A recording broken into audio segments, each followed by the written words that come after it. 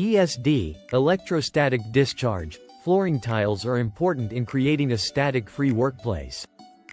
First, these ESD PVC tiles are designed with conductive materials.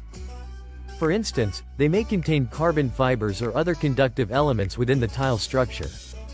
When static electricity builds up, these conductive components provide a path for electrons to flow, preventing the accumulation of static charge on the floor surface.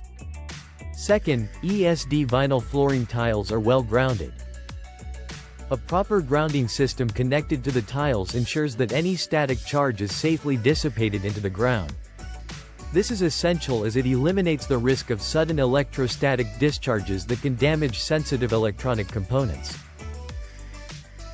Moreover, anti-static flooring tiles offer a continuous conductive surface. In busy workplaces with frequent equipment movement, the continuous nature of ESD control flooring minimizes charge separation. Workers can move around freely without generating static electricity through friction with the floor. In manufacturing settings, especially those involving electronics such as computer chips or circuit boards, ESD control flooring tiles are essential as they protect the products from electrostatic damage during the process of production. In laboratories where precision instruments are used, these static control tiles maintain a stable electrical environment, ensuring accurate test results.